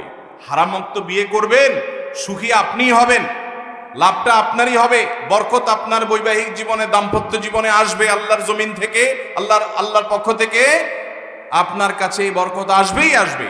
অতএব ইনশাআল্লাহ বিয়েকে গুনাহমুক্ত আমরা করব। এখন বিবাহ মানেই হলো বহুবিধ হারামের বিশাল বড় আয়োজন। নাম্বার 1, বিবাহকে কেন্দ্র করে যে হারাম দিয়ে আমরা শুরু করি সেটা হলো মেয়ে দেখা দেখি। এটা করতে গিয়ে দেখা যায় ছেলে পক্ষের পুরুষরা তারা সবাই মিলে মিছিলের সাথে যে দলে দলে যোগদান করিয়া অশেষ গুনাহ হাসিল করিয়া ফিরিয়া আসে। ঠিক না ভাই? ঠিক। বিয়ে উপলক্ষে মেয়েকে দেখবে ছেলে, মেয়েকে দেখবে কে? আর ছেলে পক্ষের মহিলারা, ছেলের পক্ষের তারা মেয়েকে দেখবে, ছেলের মা দেখবে, ছেলের বোন দেখবে, ছেলের ভাবি দেখবে, তারা দেখবে এবং তারা পুরো পরিবেশ দেখবে, মেয়ের আচার আচরণ দেখবে। শুধু অন টাইম ওই সাময়িক দেখা নয়, বরং ওই মেয়ের আদ্যপান্ত খোঁজ খবর নিবে, তার মন মানসিকতা কি, সে আল্লাহকে ভয় করে কিনা, হালাল হারাম বাজ বিচার করে কিনা, এগুলো সব দেখবে। এগুলো মেয়েরা দেখবে। আর এছাড়া ছেলে পক্ষের মধ্যে একজন পুরুষ শুধু মেয়েকে দেখবে, তার নাম কি? ছেলে, বর। এখন আমাদের দেশে দেখা যায় বিয়ে শাদীকে কেন্দ্র করে বর তো বটেই, বরের দুলাভাই, বরের মামা, বরের খালু, বরের ভগ্নিপতি, বরের আপনার শ্যালক, শ্যালক তো হয় নাই তখন, বরের বন্ধু বান্ধব, বরের বড় ভাই, বরের ছোট ভাই, বাপ তো আছেই, 14 গোষ্ঠী সব পুরুষ মিলা ওই মহিলাটাকে বাজারে কোরবানির গরু কিনতে গেলে যেরকম দেখে, ওইরকম সবাই মিলে মিছিলের সাথে দেখে। ঠিক না বেঠিক? ভালো করে শুনে রাখেন, বিয়ে উপলক্ষে পাত্রীকে দেখবে পাত্র, পাত্রপক্ষের অন্য কোনো পুরুষের জন্য দেখা জায়েজ।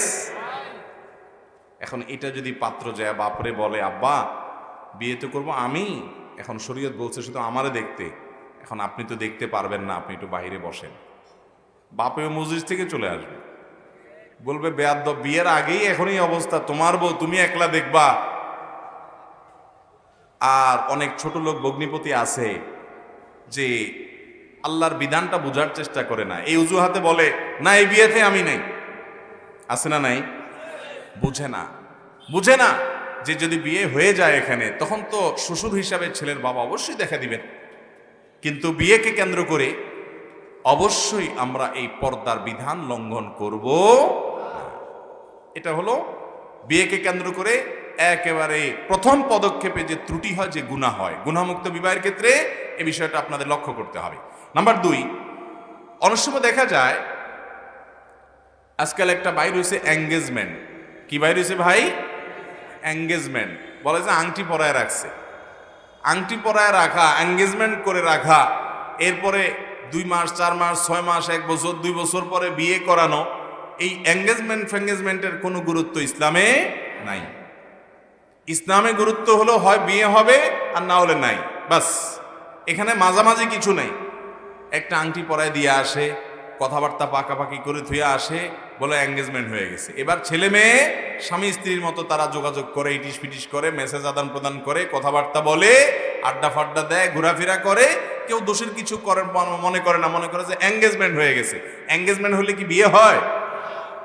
বিয়ে হওয়ার জন্য আগ্ধ হইতে হবে। 2 জন সাক্ষীর উপস্থিতিতে এক পক্ষ প্রস্তাব দিবে, আরেক পক্ষ প্রস্তাব গ্রহণ করবে, মহর ধার্য হয়ে যাবে, বিয়ে শেষ। এটা তো 5 মিনিটের কাজ, এই কাজটা করে ফেলেন না। আংটি কিনতে যত টাকা লাগে এঙ্গেজমেন্টে তত পয়সাও খরচ হবে না। এঙ্গেজমেন্টের জন্য যত কাহিনী করেন এত কাহিনী লাগবে না, তো 5 মিনিটে আগ্ধ শেষ। একজন হুজুর এনে খুতবা পড়ে 2 পক্ষের মধ্যে প্রস্তাব সম্মতি দিয়ে 2 জন সাক্ষী থাকবে, বাস শেষ। এরপরে আপনারা উঠাউঠি 2 বছর পরে করেন, 6 মাস পরে করেন, কোনো অসুবিধা নেই। এই পদ্ধতিতে গেলে তারা স্বামী স্ত্রীর মতো হয়ে যাবে, তখন তারা কথা বলতে পারবে, বিভিন্ন জায়গায় নিজেরা যেতে পারবে এবং একে অন্যের সাথে একান্তে সময় কাটাতে পারবে। কিন্তু আমাদের দেশে যেটা হয়, বিয়ের আলাপ সালাপ শুরু হয়েছে তখন থেকেই শুরু হয় স্বামী স্ত্রী সুলভ আলাপ সালাপ, ঠিক না ঠিক? আবার একটা যুক্তি বাইর করছে যে একেবারে অচেনা একটা মানুষের সাথে হঠাৎ করে কেমনে থাকবে, এই জন্য বোঝাপড়াটা সৃষ্টি করার জন্য আগে থেকে একটু সম্পর্ক করে। বিয়ের আগে সম্পর্ক হালাল না হারাম? এ হারাম সম্পর্কে আরাম হবে কি হবে না? হারাম সম্পর্কে আরাম হবে? ভাইরা আমার, ওই আবার সে মুরব্বীদের রেফারেন্সে চলে যাব, আমি এক্সাম্পলে চলে যাব। এই যে মুরব্বীরা যারা আছে, বাপ চাচারা, ওনাদের বিয়েতে এই এঙ্গেজমেন্ট বলতে কিছু আসিল না। এবং বিয়ে উপলক্ষে এই যে এখন যেরকম কপতি পাত্র পাত্রী চাইনিজে যান, বাদাম খাইতে যান, মার্কেটে যান, পার্কে ঘুরতে যান, আড্ডা ফাড্ডা মারতে যান, এগুলাই চাচা মিয়ারা কল্পনাও করে নাই, স্বপ্নেও দেখেনি, ঠিক না ঠিক? তো ওনাদের সংসার সুখী ছিল না? অনেক বেশি ছিল। এখন এই সমস্ত ধানাই পানাই যুক্তি দিয়া শয়তান আমাদেরকে গুনাহগার করে, আমাদের ঘরে ঘরে অশান্তি, কোনো শান্তি না। অতএব বিবাহকে কেন্দ্র করে আগ্ধ হওয়ার আগ পর্যন্ত ছেলে মেয়ে একে অন্যের সাথে কোনো যোগাযোগ করবে।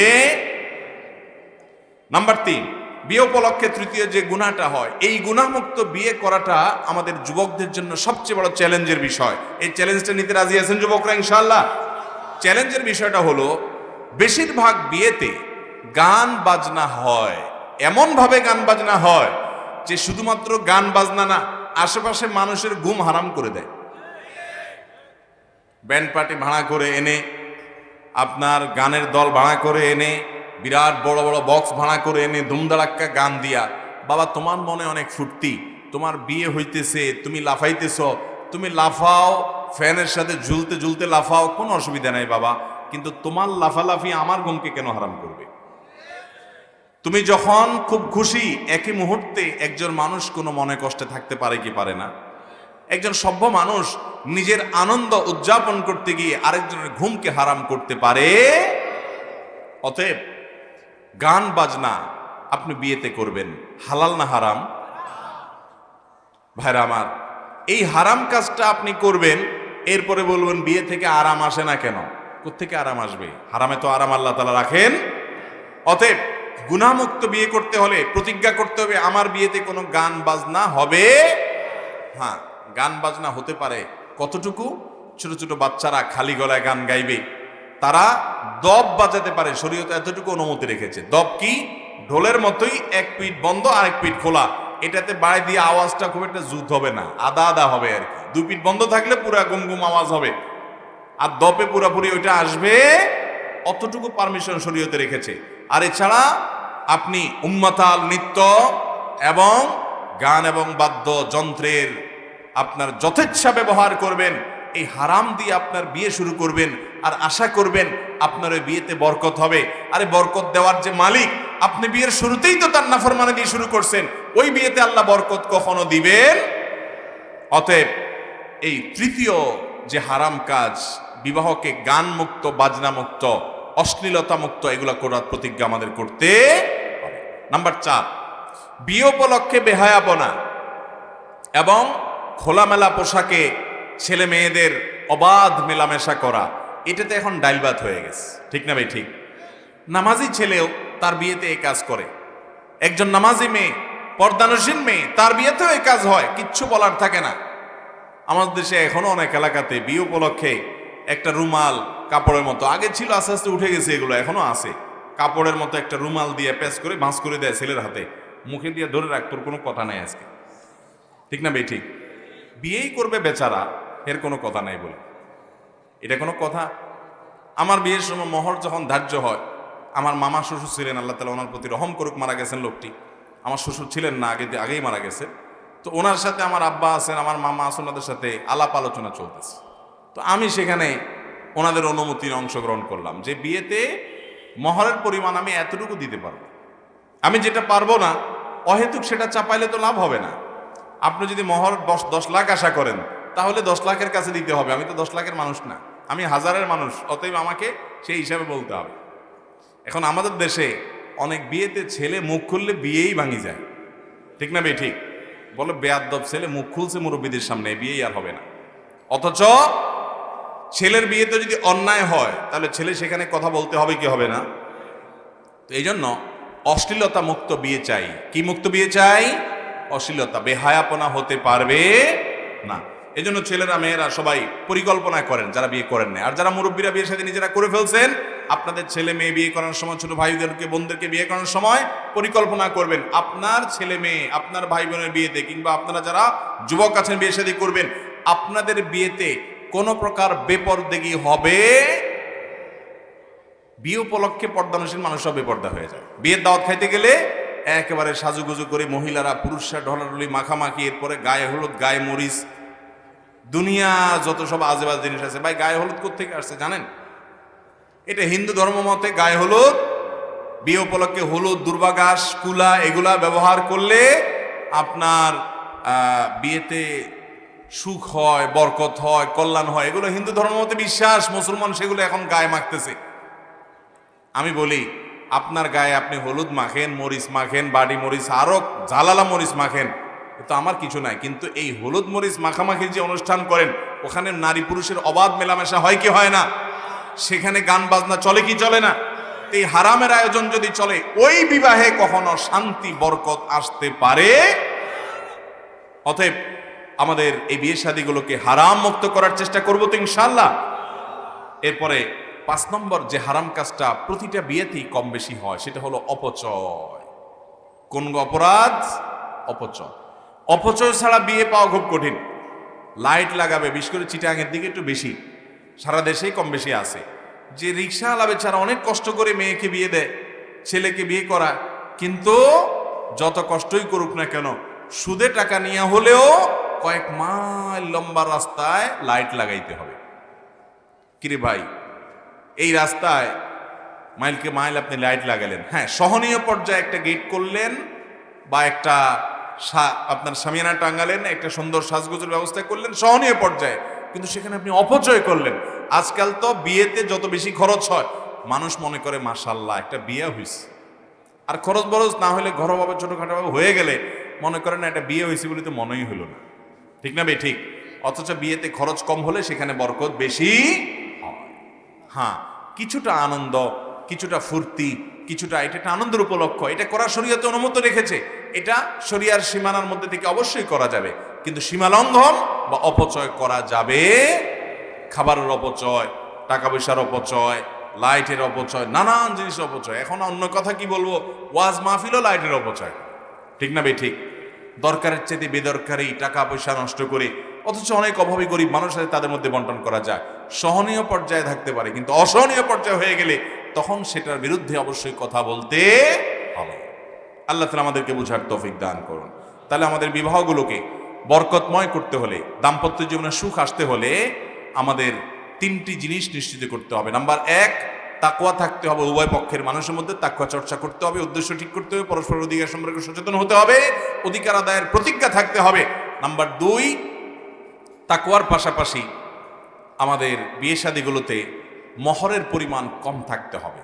তাহলে সেক্ষেত্রে সহনীয় পর্যায়ে মহর থাকলে বরকতের পরিমাণ আল্লাহ তাআলা বাড়ায় দিবেন।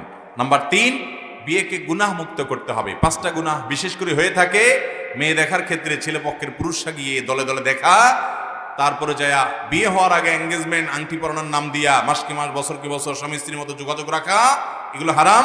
সেই সাথে বিয়ে উপলক্ষে গান বাজনার ব্যবস্থা করা, মানুষের ঘুম হারাম করা, নিজেরা গান বাজনা দিয়ে ওই পরিবেশে আল্লাহর রহমত আসার রাস্তা বন্ধ করা, আল্লাহর গজব আসার রাস্তা খুলে দেওয়া, এই কাজটা করে। আর 4 নম্বর হলো যে বিয়ে উপলক্ষে বেহায়াপনা, বেপরদিগি, নারী পুরুষের অবাধ মেলামেশা। এমন অনেক বিয়ে আছে যেখানে আয়োজন হয়, পর্দা করে কেউ গিয়ে পর্দার সাথে ভাত খাবে, দাওয়াত খেয়ে আসবে, সেই সুযোগও থাকে না, সেটারও ব্যবস্থা থাকে না, মহিলাদের আলাদা পুরুষের আলাদা ব্যবস্থাপনা থাকে না।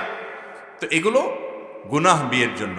আর 5 নম্বর হলো অপচয়। অতএব এই 5 ধরনের অপরাধ থেকে আমরা গুনাহ মুক্ত করতে পারি আমাদের বিয়ে শাদীগুলোকে, ইনশাআল্লাহ আমাদের দাম্পত্য জীবনে এবং বিবাহ শাদীতে আল্লাহ তাআলা বারাকা দান করবেন। আল্লাহ তাআলা আমাদের সবাইকে দাম্পত্য জীবনের সুখ এবং শান্তির এই মহামূল্যবান দৌলত এবং সম্পদ হাসিল করার তৌফিক দান করুন। যুবকরা প্রতিজ্ঞা করবেন তো ইনশাআল্লাহ? আর মুরব্বীরা যারা আছেন তারা অধীনস্থদের এবং যাদের অভিভাবক আল্লাহ আপনাকে বানিয়েছেন তাদের বিয়ে শাদীতে এই বিষয়গুলো খেয়াল রাখবেন। আল্লাহ তাআলা আমাদের সবাইকে আমলের তৌফিক দান করুন। জাযাকুমুল্লাহু খায়রা ওয়া আখিরু দাওয়ানা আলহামদুলিল্লাহি রাব্বিল আলামিন। ভাই কিছু প্রশ্ন উত্তর কি আমরা দেব? সময় কি আছে? আচ্ছা ঠিক আছে। আচ্ছা, এখানে নোটিশ আসছে আজকে এশার জামাত 8টায় হবে ইনশাআল্লাহ। আলহামদুলিল্লাহ। তাহলে সেক্ষেত্রে আমরা 20-25 মিনিট অন্তত ঝটিকা একটা প্রশ্ন উত্তর দিয়ে ফেলতে পারি। দেখা যাক, আল্লাহ তৌফিক দান করুক। আমার কাছে অনেকগুলো প্রশ্ন আসছে। প্রথম প্রশ্ন, তালাক দেওয়ার পর এই বউকে আবার কিভাবে গ্রহণ করতে পারবে পুনরায়?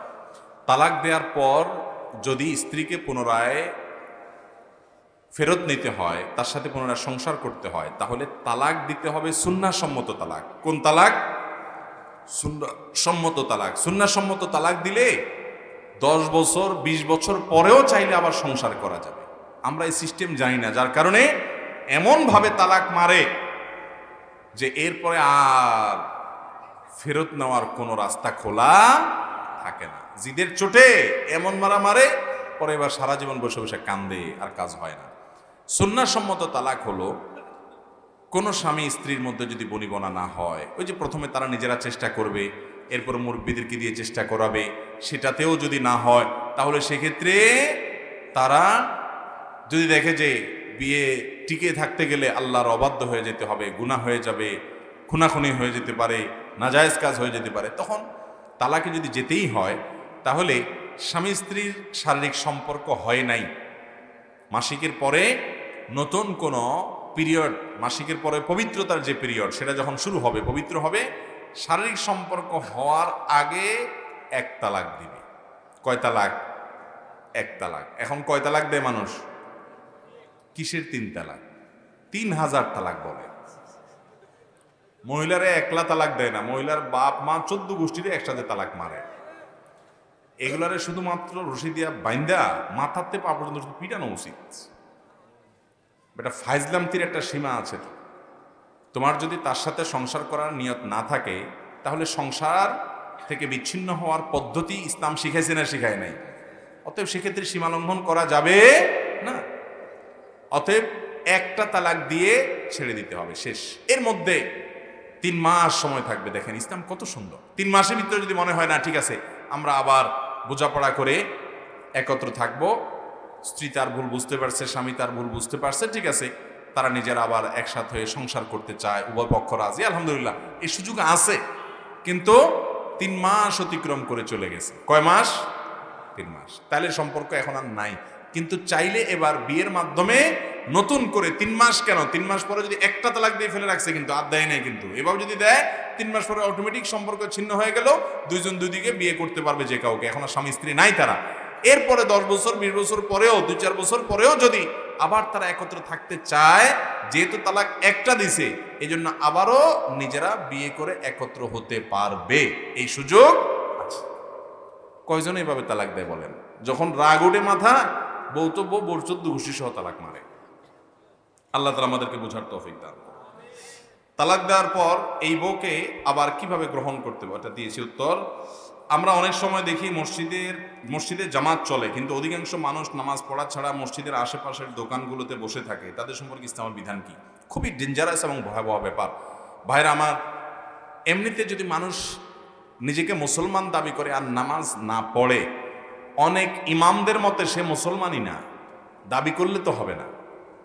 সৌদি আরবের উলামায়ে কেরামের তো মত হলো যে যদি কোনো মানুষ ইচ্ছাকৃত ঠান্ডা মাথায় নামাজ না পড়ে, দোকানে বসে আছে, আড্ডা মারতেছে, খেলাধুলা দেখতেছে, নামাজ পড়ার কোনো খোঁজ খবর নাই, পড়েই নেই, তাহলে ইচ্ছাকৃতভাবে নামাজ তরককারী ব্যক্তিকে অনেক ইমামরা বলেছেন কাফের। সে ইসলামী নাই, মুসলমানই থাকে না আর কাফের হয়ে যায়।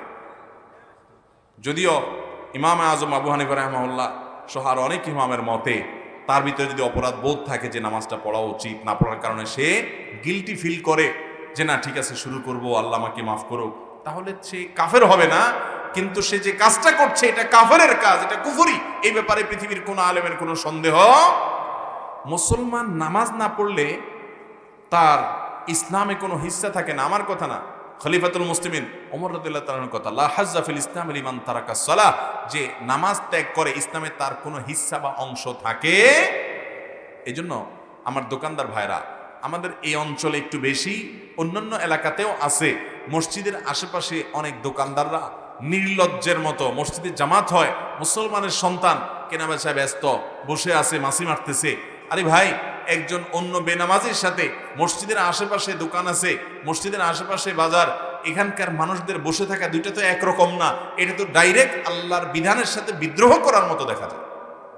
অতএব এই নির্লজ্জ কাজ করা মানুষ নিজেকে কখনো ইমানদার এবং মুসলমান দাবি করার নৈতিক অধিকার রাখেন। আমার কথা কি বুঝতে পারছেন?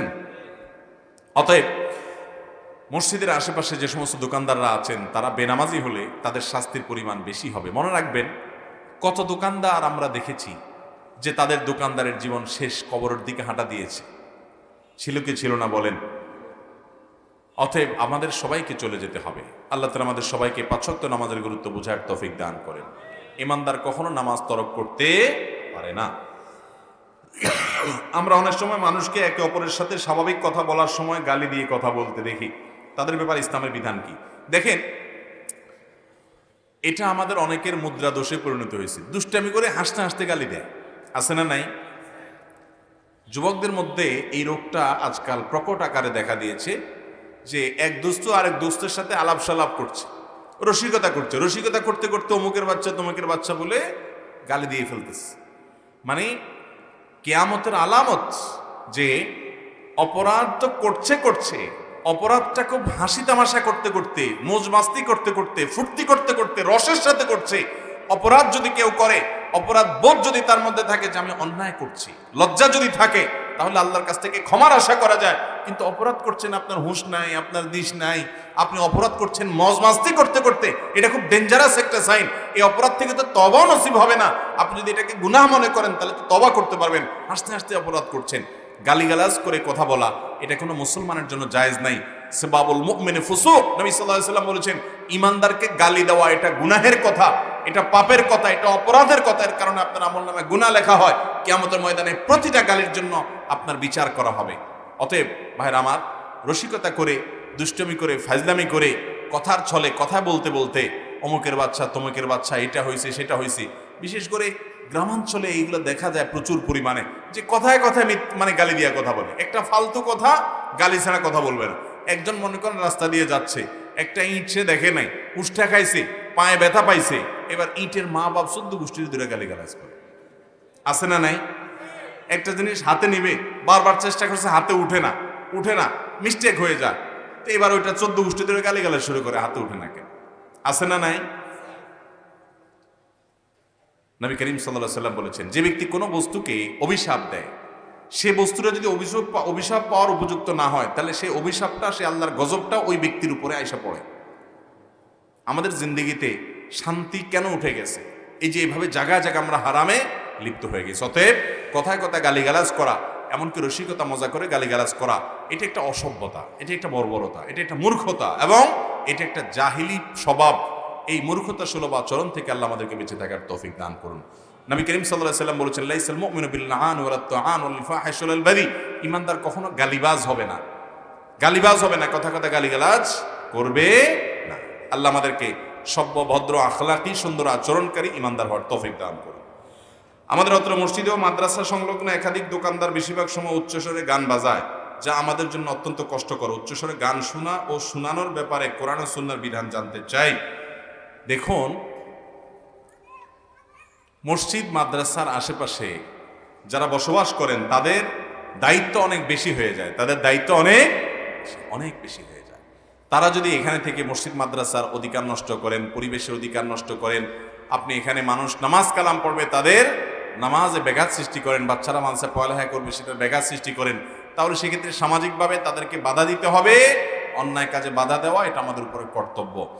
আর যারা এই কাজটা করছেন, একজন সাধারণ গান শোনা মানুষ, একজন সাধারণ হারাম শোনা মানুষ, তার সাথে আপনার পার্থক্য হলো, আপনি আল্লাহর ঘরে ইবাদত করতে, জিকির করতে আপনি বাধা দিচ্ছেন, আল্লাহর ঘরের অসম্মান করছেন।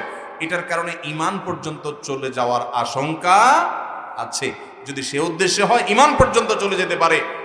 ওমান আযলামু মিম্মান মানাআ মাসাজিদাল্লাহি আন ইউযকারা ফিহা। আল্লাহ তাআলার ঘরে আল্লাহর নাম নিতে বাধা দেয়, মসজিদে মাদ্রাসাতে বাচ্চাদের কোরআন হাদিস শিখতে বাধা সৃষ্টি করে, পরিবেশগতভাবে আপনার বিপত্তি সৃষ্টি করে, এর চেয়ে বড় জালিম আল্লাহর জমিনে কে আছে? অতএব দোকানদার ভাইরা, আল্লাহকে ভয় করেন এবং এই অন্যায়কে ত্যাগ করেন। বুকটা প্রকম্পিত হওয়া উচিত আল্লাহর ভয়। আল্লাহ তাআলা আমাদের ভাইদেরকে হেদায়েত দান করুন। জন্ম নিয়ন্ত্রণ পদ্ধতি কি এবং কোন পদ্ধতি অবলম্বন করা যাবে? ভাইরা আমার, জন্ম নিয়ন্ত্রণ পদ্ধতি অবলম্বন করা জায়েজ শর্ত সাপেক্ষে। প্রথম শর্ত হলো, জন্ম নিয়ন্ত্রণের উদ্দেশ্য হতে হবে গ্রহণযোগ্য। সেটা কি? হয়তো কোনো কারণে ভদ্র মহিলার একটা বাচ্চা আছে, এখন আরেকটা বাচ্চা উপর্যুপরি হয়ে গেলে দুটা বাচ্চা মানুষ তিনি করতে পারবেন না, এরকম কোনো জায়গায় আছে না, একাকী স্বামী স্ত্রী, কথার কথা। অথবা একটা বাচ্চা আছে, এখন এই মুহূর্তে আরেক বাচ্চা হলে এটাকে ধরার মতো, রাখার মতো লোক নাই, হেল্প করার মতো লোক নাই, কষ্টে থাকবে, শহরে বসবাস করে, কথার কথা। অথবা ধরুন এই মুহূর্তে বাচ্চা হলে বাচ্চার মার জীবন হুমকির মধ্যে পড়তে পারে, তিনি অসুস্থ, অসহনীয় কষ্ট হয়, অনেক মহিলারা আছে, তাহলে সেক্ষেত্রে গ্যাপ দেওয়ার প্রয়োজন হলো। তাহলে এই সমস্ত উদ্দেশ্যে জন্ম নিয়ন্ত্রণ করা জায়েজ আছে। কিন্তু আমাদের সমাজে বেশিরভাগ মানুষ জন্ম নিয়ন্ত্রণ করে উদ্দেশ্য হলো যে আমার ইনকাম কম, রুজি রোজগার কম, বেতন কম, তো এখন জন্ম নিয়ন্ত্রণ না করলে পোলাপান আরেকটা হলে খাবেটা কি, খাওয়াবোটা কি, এই উদ্দেশ্যে যদি জন্ম নিয়ন্ত্রণ করে, এই চিন্তা থেকে যদি জন্ম নিয়ন্ত্রণ করে, সেটা হারাম বা নাজায়েজ হওয়ার ব্যাপারে কারোর কোনো দ্বিমত নেই। কেন? কারণ সেটার মানে হলো আপনি আল্লাহকে রাজ্জাক হিসাবে বিশ্বাস করতেছেন না। আল্লাহ বলছেন, ওমা মিন দাব্বাতিন ফিল আরদি ইল্লা আলাল্লাহি। আল্লাহর জমিনে যত প্রাণী আছে সবার রিজিকের দায়িত্ব কে নিয়েছেন? আল্লাহ বলেছেন যে লা তাকতুলু আওলাদাকুম খাশিয়াতা ইমলাক নাহনু নারযুকুহুম ওয়া ইয়্যাকুম। তোমাদের সন্তানদেরকে কি খাওয়াবা এই চিন্তা থেকে হত্যা করো না, ভ্রূণ হত্যা করবা না। এটাও মানুষ হত্যা করা। আমরা অনেকে খুন করি না, মানুষ খুন করি না, নামাজ কালাম পড়েন, মুসলমান, মানুষ খুন, ওরে বাবা এটা জীবন আপনি করেন নাই, কিন্তু ভ্রূণ হত্যা করছেন, মায়ের গর্ভে থেকে সন্তানকে ধ্বংস করছেন ওষুধ দিয়া, আছে না এই রোগের রোগী, এটাও মানুষ হত্যা করার শামিল। আল্লাহ বলেছেন তোমাদের সন্তানদেরকে হত্যা করবা না, তোমরা খানা কি দিবা এই ভয়ে, আমি তোমাদেরকেও খাওয়াবো তাদেরকেও খাওয়াবো। কে খাওয়াবেন? আল্লাহ খাওয়াবেন। যত পশু পাখি পৃথিবীতে আছে তাদের রিজিক আল্লাহ তাআলা দেয় কি দেয় না?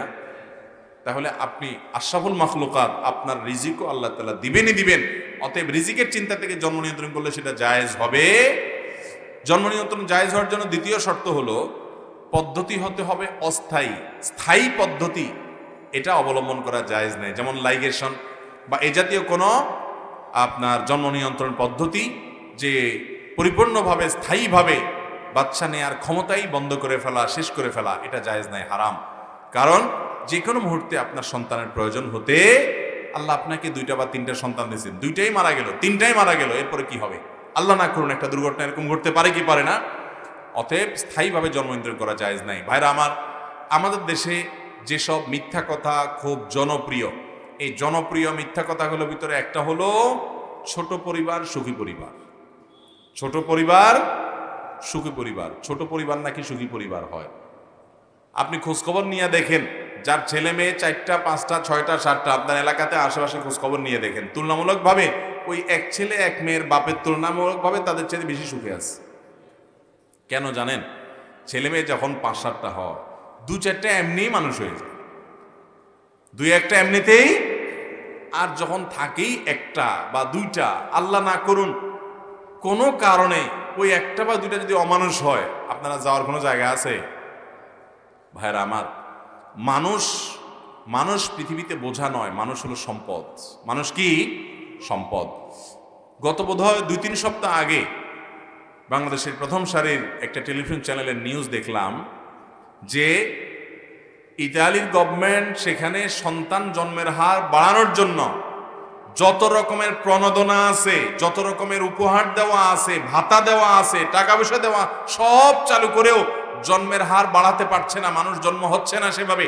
এবং প্রেডিকশন বলছে যে একটা সময় এটা ভয়াবহ আকার ধারণ করবে। মানুষের অভাব, অলরেডি মানুষ নাই, বাহিরের মানুষ দিয়ে চলছে। পৃথিবীর অনেক দেশ এই সমস্যা সাফার করছে। স্বয়ং চায়নার মতো মানুষ, যে সেখানে এত কোটি কোটি মানুষ, বিলিয়ন বিলিয়ন মানুষ সেখানে, এরপরও তাদের এখন মানুষের সংখ্যার সংকট দেখা দিয়েছে এবং জন্মের হার বাড়াতে পারছে না গভর্নমেন্টগুলো।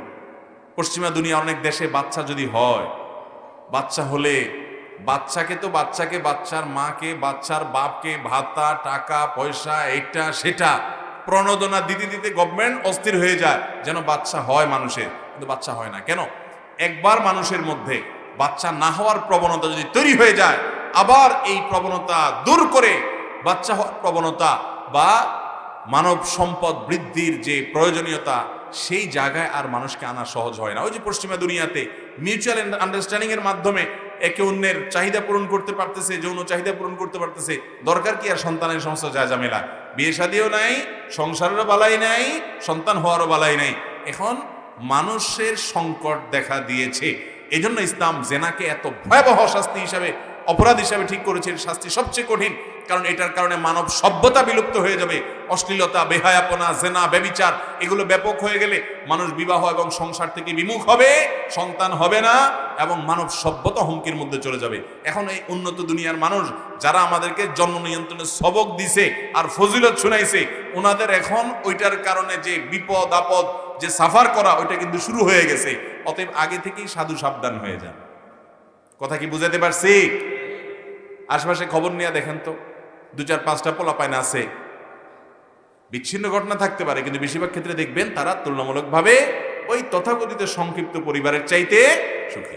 ছেলে আছে 1টা বা 2টা, মেয়ে আছে 1টা বা 2টা। ছেলে চলে গেছে আমেরিকা পড়ালেখা করতে, মেয়ে গেছে কানাডা পড়ালেখা করতে, বুড়া বুড়ি ঠুসি করে ঘরে বুড়ি একা একা। ঠিক না ভাই? ঠিক। আল্লাহ তাআলা আমাদেরকে বোঝার তৌফিক দান করুন। এরপরে প্রশ্ন হলো, আমাদের এলাকাতে অনেকেই গাছ লাগায় তাদের জায়গাতে, কিন্তু পরবর্তীতে গাছের ডাল অন্যের জায়গায় যায় এবং এতে কৃষি ফসল সহ অন্যান্য জিনিসের ক্ষতি হয়। গাছের মালিককে বললে গাছের ডাল কাটায় না, বরং এটা নিয়ে অনেক ঝগড়াঝাটি হয়। এটা তো অবশ্যই উচিত না ভাই। নবী করিম সাল্লাল্লাহু আলাইহি সাল্লাম বলেছেন, লা ইউমিনু মান লা ইয়ামানু জারুহু বাওয়াইকাহু। ওই ব্যক্তি ঈমানদার না, ওই ব্যক্তি মুসলমান না যার প্রতিবেশী, তার পাশের জমিওয়ালা, পাশের বাড়িওয়ালা, পাশের ঘরওয়ালা, পাশের দোকানদার, তার আশেপাশে থাকা মানুষগুলো তার অনিষ্ট থেকে, তার ক্ষতি থেকে, তার যে ক্ষয়ক্ষতি আছে এটা থেকে রক্ষা পায় না। অর্থাৎ সে প্রতিবেশীদের ক্ষতি করে, এই ব্যক্তি ইমানদার হতে পারে। আপনার গাছের ডাল তার জমির উপরে এমন ভাবে পড়ছে যে ছায়া হয়ে ওখানে আর কিছু হয় না, অথবা তার ক্ষতির কারণ হয়, জায়গা গোড়াটা আপনার এখানে কিন্তু পুরোটা গাছ সেখানে ঝুঁকায় রাখছেন, তো এর কারণে আপনার প্রতিবেশীর ক্ষতি হচ্ছে, এটা কোনো ইমানদারের স্বভাব হতে পারে? গ্রামাঞ্চলে ঘরে ঘরে এই সমস্যা আছে না নাই? ভাইরা আমার, প্রতিবেশীর সাথে সদাচরণ করতে হবে। নবী করিম সাল্লাল্লাহু আলাইহি সাল্লাম কি বলছে জানেন? উনি বলছেন, জিবরিল আমার কাছে আল্লাহর পক্ষ থেকে এত ঘন ঘন ওহী নিয়ে আসছে প্রতিবেশীর ব্যাপারে যে আমার আশঙ্কা হচ্ছিল কখন না জানে জিবরাইল আইসা বলে আল্লাহর পক্ষ থেকে নতুন বিধান আসছে যে এখন থেকে কেউ মারা গেলে তার সন্তানরা যেরকম সম্পদে ভাগ পায়, ওয়ারিস হয়, তার বাপ মা যেরকম সম্পদে ভাগ পায়, স্ত্রী যেরকম সম্পদে ভাগ পায়, ঠিক একইভাবে প্রতিবেশীও সম্পদে ভাগ পাবে। এই বিধানও আসবে কিনা আমি সেই চিন্তায় ছিলাম। নবী সাল্লাল্লাহু আলাইহি সাল্লাম বলেছেন, এত ঘন ঘন জিবরিল এসে আমাকে সাবধান করছে, খবরদার প্রতিবেশীর ব্যাপারে সাবধান থাকবেন। আর আমাদের দেশে দেখা যায় যে শতকরা 90 বা 95 জন মানুষ বা তারও বেশি হবে মানুষ তার প্রতিবেশীর সাথে সম্পর্ক ভালো নেই। ঠিক না ভাই? ঠিক। দোকানদার দেখবেন পাশাপাশি দোকানদারের সাথে ঠেলাঠেলি চলে, ওই দূরের আরেক দোকানদার তার সাথে খুব জিগরি দোস্তি। ঠিক না ভাই? ঠিক। ওই অনেক দূরের থেকে দোস্ত দাওয়াত দেয় না, বাসায় মুরগির রান দিয়ে ভাত দেয়, খাওয়ায়, হাদিয়া তোহফা দেয়। নিজের পাশের ঘর, পাশের বাড়ি প্রতিবেশী, তাদেরকে একটাবার দাওয়াত দেয় না। প্রতিবেশীর অধিকার সম্পর্কে অসচেতন মানুষ কখনো ভালো মুসলমান হতে পারে? অতএব ভাইরা আমার, মনে না চাইলেও আপনার প্রতিবেশী খারাপ হোক, আপনি খারাপ হবেন না। আপনার মোরগ, আপনার হাঁস যেন তার ক্ষতির কারণ না হয়, তার কষ্টের কারণ না হয়, আপনার গাছের ছায়া যেন তার ক্ষতির কারণ না হয়। সব দিক থেকে দায়িত্বশীল এবং সচেতন হতে হবে। আল্লাহ আমাদেরকে তৌফিক দান করুন। এরপরে প্রশ্ন হলো, জামাতে নামাজ আদায় করলে 27 গুণ সওয়াব পাওয়া যায়। যদি আমি জামাতে নামাজ পড়তে না পারি এবং আমার সাথে জামাত করার জন্য কেউ না থাকে, তাহলে যে ব্যক্তি জামাতে নামাজ আদায় করে ফেলেছেন সে কি আবার আমার সাথে জামাতে নামাজ আদায় করতে পারবে? উত্তর হলো হ্যাঁ, পারবে। এবং এটা খুব গুরুত্বপূর্ণ একটা মাসআলা, আমার দেশে অনেকে এটা জানেন না। সেটা হলো, জামাতের সাথে নামাজ আদায় করলে একা একা নামাজ আদায় করার তুলনায় 27 গুণ বেশি সওয়াব হয়। সলাতুল জামাআতে তাফদুলু সলাতুল ফজর বি 27 দারাজা। একাকী নামাজের চাইতে জামাতে নামাজে কত গুণ বেশি সওয়াব হয়? 27 গুণ বেশি সওয়াব হয়। এখন কথা হলো, আপনি আসলেন, মসজিদে নামাজ জামাত হয়ে গেছে, শেষ। এখন আপনি আর জামাত করার মতো লোক পাচ্ছেন না, একজনও নাই আপনার মতো এরকম জামাত ছুটা পার্টি, লেট কামার একজনও নাই। তো আপনি ওই যারা নামাজ পড়ে ফেলছে এদের মধ্যে থেকে একজনকে বলতে পারেন, ভাই আপনি আমার সাথে একটু জামাতে শামিল হন। আপনি ইমামতি করবেন, উনি আপনার সাথে মুক্তাদি হয়ে দাঁড়াবে। ওনার কিন্তু ফরজ নামাজ শেষ, উনি আপনার সাথে জামাতে শুধু দাঁড়াবে যাতে আপনি জামাতটা করতে পারেন। উনি দাঁড়াবে কোন নিয়তে? নফলের নিয়তে। কি নিয়তে? নফলের নিয়তে। ওনারটা নফল হয়ে যাবে, আপনার সাথে দাঁড়াবে। হ্যাঁ, যদি এমন নামাজ হয় যেমন ফজরের পরে কোনো নফল নাই, আসরের পরে নফল নাই, তাহলে ভিন্ন কথা। বাকি অন্যান্য নামাজগুলোতে এরকম ব্যক্তিকে পাশে নিয়ে আপনি জামাতে নামাজ পড়তে পারেন, তাতে আপনি আল্লাহর কাছে জামাতের সওয়াব পাবেন বলে আশা করা যায়। আমাদের দেশে জুমার দ্বিতীয় আজান ইমামের সামনে নিচু আওয়াজে দেওয়া হয়। এক আলোচক বলেছে এটা নাকি সঠিক নয়। এই দ্বিতীয় আজানের উৎপত্তি কোথা থেকে, কিভাবে দিতে হয়, কোরআন হাদিসের আলোকে বললে উপকৃত হব। এরকম কেউ বললে সেটা একেবারেই রং এবং ভুল কথা। দ্বিতীয় আজান এটা তো স্বয়ং নবী করিম সাল্লাল্লাহু আলাইহি সাল্লাম চালু করে গেছেন। জুমার দ্বিতীয় আজান যেটা খুতবার আগে দেওয়া হয়, এই আজানের প্রবর্তক স্বয়ং কে? নবী করিম সাল্লাল্লাহু আলাইহি সাল্লাম। অতএব এটা নিয়ে সন্দেহ করার কোনো সুযোগ নাই। আর জুমার প্রথম আজান যেটা অনেক আগে দেয়া হয় ওয়াক্ত হওয়ার পর, সেই আজানটা এটা খলিফাতুল মুসলিমিন ওসমান ইবনে আফফান রাদিয়াল্লাহু তাআলা আমলে চালু হয়েছে। উনি যখন দেখলেন যে মুসলমানদের সংখ্যা অনেক হয়ে গেছে, ওই শেষ জুমার শেষ আজান যেটা, সানি আজান যেটা, এই আজান দিয়েই মানুষ শুনতে পারে না এবং আয়সা পৌঁছাতে পারে না, কাবার করতে পারে না। তখন মদিনার একটু দূরবর্তী জায়গায় ওয়াক্ত হওয়ার সাথে সাথে আজান দিয়ে মানুষকে আগাম ঘোষণা দেয় যে জুমার ওয়াক্ত কাছা হয়ে গেছে, জামাতের সময় কাছাইতেছে, তোমরা চলে আসো। এটার জন্য প্রথম আজান তিনি চালু করেছেন। এবং তার আগে আবু বকর ওমর রাদিয়াল্লাহু তাআলা আনহুর যুগে ওই আজানটা ছিল না প্রথম আজান, কিন্তু তার সে আজানের প্রবর্তনটাকে সকল সাহাবা একরাম বিনা বাক্যে মেনে নিয়েছে। এই জন্য সাহাবীদের এজমা পাওয়া যায় এখান থেকে, যে সব সাহাবী একমত হয়েছেন এটার ব্যাপারে যেটা ঠিক আছে। এখন কথা হলো, একজন খোলাফা রাশিদা তিনি কি শরীয়তে নতুন কিছু যোগ করার অধিকার রাখেন? তার এটা বেদাত হবে কিনা? উত্তর হলো না। কারণ নবী করিম সাল্লাল্লাহু আলাইহি সাল্লাম বলেছেন, আমার পরে তোমরা আলাইকুম বিসুন্নতি ওয়া সুন্নাতুল খুলাফা এর রাশিদিন তোমরা আমার সুন্নতকে আঁকড়ে ধরবে আর 4 খলিফার সুন্নতকে আঁকড়ে ধরবে। এই জন্য খোলাফায়ে রাশেদা তাদের কোনো সুন্নাহ থাকলে সেটাকে আঁকড়ে ধরা আবশ্যক। কথা কি বুঝাতে পারছি?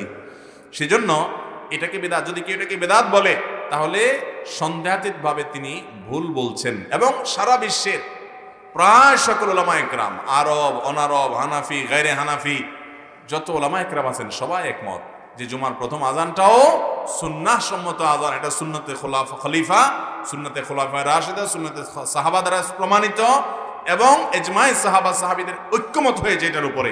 বিধায় এই আজানকেও অস্বীকার করা যাবে না। এরপরে প্রশ্ন হলো, নারায়ে রিসালাত ইয়া রাসূলুল্লাহ এই তাকবীর দেওয়া যাবে কিনা? দেখুন, নারা মানে হলো ধ্বনি। নারা মানে কি?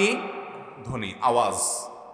নারায়ে তাকবীর মানে হলো তাকবীরের ধ্বনি দাও, অর্থাৎ আল্লাহু আকবারের আওয়াজ দাও, তখন সবাই আল্লাহু আকবার বলে, তাই না? নারায়ে রিসালাত যে, এটার অর্থ হলো আমাদের প্রিয় নবী সাল্লাল্লাহু আলাইহি সাল্লাম আল্লাহর হাবিব তার রাসূল হওয়ার ধ্বনি দাও, তখন মানুষ কি বলে? ইয়া রাসূলুল্লাহ, তাই না? নারায়ে রিসালাত বললে কি বলে? ইয়া রাসূলুল্লাহ। নারায়ে তাকবীর যেটা, এটা তো কোরআন হাদিস দ্বারা প্রমাণিত। ভুরি ভুরি জায়গায় নামাজের শুরুতে তাকবীর আছে না নাই? আজানে তাকবীর, বড় কোনো কিছু অর্জন হলে তাকবীর, উপরের দিকে ওঠার সময় তাকবীর, বহু জায়গায় তাকবীর আছে। জিলহজের প্রথম দশকে প্রচুর পরিমাণে তাকবীর আছে, ঈদের নামাজে যাইতে তাকবীর আছে, হ্যাঁ, বিভিন্ন সময় তাকবীর আছে। এবং তাকবীর এটা আল্লাহর বড়ত্ব বর্ণনা করলে অনেক সওয়াব হয়, এটা নির্দেশ কোরআন হাদিসে আসছে। এই জন্য কাউকে তাকবীরের ধ্বনি দিতে বলা এটা ভালো, এটা খারাপ কিছু না। কিন্তু নবী করিম সাল্লাল্লাহু আলাইহি সাল্লাম আল্লাহর রাসূল এই কথার ধ্বনি দাও এটা বললে হে আল্লাহর রাসূল বলা, এটার কোনো নির্দেশনা কোরআন হাদিসে কোথাও তো নাই। সেই সাথে নারায়ে রিসালাত মানে রাসালাতের ধ্বনি বা রাসূলের ধ্বনি যেটাই বলেন, এটার জবাবে ইয়া রাসূল, হে আল্লাহর রাসূল বলাটা কিভাবে মানে মিলে কিভাবে? তারপরেও যদি আপনি টেনে টুনে বলেন ঠিক আছে, মানে তাকে আল্লাহ রাসূল হিসেবে আমরা স্বীকার করছি, সেটা আমরা বললাম, তাহলে আমার প্রশ্ন হলো, ইয়া রাসূলুল্লাহ বলছেন, রাসূল আকরাম সাল্লাল্লাহু আলাইহি ওয়াসাল্লাম কি এখানে উপস্থিত আছেন? তাহলে আপনি ইয়া রাসূলুল্লাহ কোন হিসাবে বলছেন? আপনি যে দুরূদ পড়তেছেন নামাজের মধ্যে, সেই দুরূদেও তো নবী সাল্লাল্লাহু আলাইহি ওয়াসাল্লাম শিখান নাই। আল্লাহুম্মা সাল্লি আলা মুহাম্মাদ ওয়া আলা আলি মুহাম্মাদ শিখাইছেন। তার কবরের পাশে, তার রওজার পাশে যান, সেখানে গিয়ে ইয়া রাসূলুল্লাহ বলেন, সেটা একটা ব্যাপার। কিন্তু আপনি দূর থেকে বসে ইয়া রাসূলুল্লাহ বলতেছেন। আমার দেশে অনেক মানুষ আছে যারা নবী করিম সাল্লাল্লাহু আলাইহি ওয়াসাল্লামকে হাজির নাজির মনে করে। তারা মনে করে নবী সাল্লাল্লাহু আলাইহি ওয়াসাল্লাম যে কোনো জায়গায় উপস্থিত, এবং এই জন্য অনেকে দেখবেন মিলাদে কিয়াম করে দাঁড়িয়ে যায়, নবীর জন্য চেয়ার রেখে দেয় যে উনি হাজির হয়ে গেছেন। এই আকীদা আহলুস সুন্নাহ ওয়াল জামাআর আকীদার পরিপন্থী, এবং এই আকীদা অনুযায়ী নবী করিম সাল্লাল্লাহু আলাইহি ওয়াসাল্লামকে হাজির নাজির মনে করা শিরকুন আকীদা। অতএব ওই আকীদা থেকে যদি কেউ ইয়া রাসূলুল্লাহ বলে এবং এই ধ্বনি সে দেয়, তাহলে সেটা বুঝতে হবে যে সরাসর বিভ্রান্তি, এবং এই ধ্বনি জায়েজ নাই। জামিয়া বিন্নুরি টাউন করাচির একটা ফতোয়া, পাকিস্তানের স্বনামধন্য দ্বীনি শিক্ষা প্রতিষ্ঠান, তারা এটাকে সরাসর নাজায়েজ বলেছেন যে নারায়ে রাসূলুল্লাহ ইয়া রাসূলুল্লাহ এরকম কোনো ধ্বনি দেওয়া জায়েজ নেই। সবচেয়ে বড় কথা হলো ভাই, নবী করিম সাল্লাল্লাহু আলাইহি ওয়াসাল্লামের সাহাবীরা বিভিন্ন যুদ্ধের সময় ধ্বনি দিছেন না দেন নাই? তাকবীর দিছেন না দেন নাই? কোন তাকবীরে, কোন নারাতে তাকবীর ছাড়া এই নারায়ে রিসালাতের কোন ধ্বনি কোন সাহাবী দিছেন কিনা দেখেন তো, একটু বাইর করুন তো। এটা জাল হাদিসই বাইর করেন না যে নারায়ে রিসালাত বলছে সাহাবীরা ইয়া রাসূলুল্লাহ বলে উঠছে, আছে কিনা? যদি না থাকে তো আপনি এটা কোত্থেকে পাইছেন? আল্লাহ তাআলা আমাদেরকে সুন্নাহ অনুসরণ করার তৌফিক দান করুন। আল্লাহকে আল্লাহর পর্যায়ে রাখতে হবে। আল্লাহর সাথে তুলনার যোগ্য পৃথিবীতে আর কেউ, পৃথিবী কেন কোথাও নাই, আল্লাহ সৃষ্টি জগতে আর কেউ না, সবাই সৃষ্টি, আল্লাহ হলেন স্রষ্টা।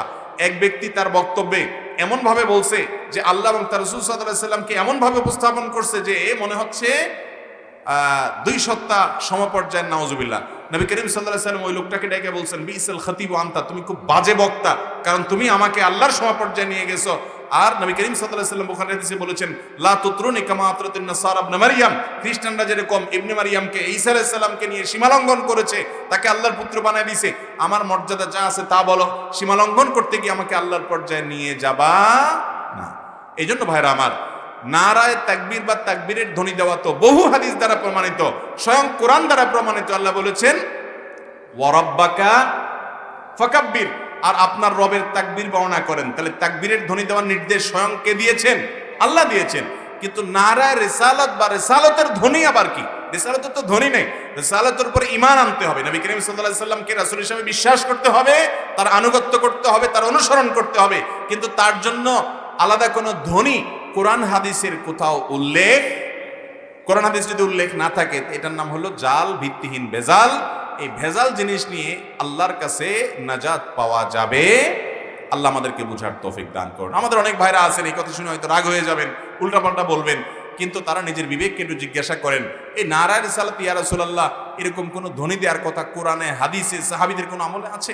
আমরা মুহাম্মদ সাল্লাল্লাহু আলাইহি ওয়াসাল্লামের প্রতি ঈমান আনতে হবে এবং তার ইত্তেবা করতে হবে, তার মহব্বত করতে হবে, তার মহব্বত সব কিছুর উপরে রাখতে হবে, তার হক আদায় করতে হবে। তাই বলে ধ্বনি দেওয়ার বা জিকির করার কোনো নির্দিষ্ট আমাদেরকে দেওয়া হয় নাই। তাছাড়া এরকম কোনো ধ্বনি কোনো হাদিস দ্বারা সাবিত না। আল্লাহ আমাদেরকে বোঝার তৌফিক দান করুন। জাযাকুমুল্লাহু খায়রা ওয়া আখিরু দাওয়ানা আলহামদুলিল্লাহি রাব্বিল আলামিন।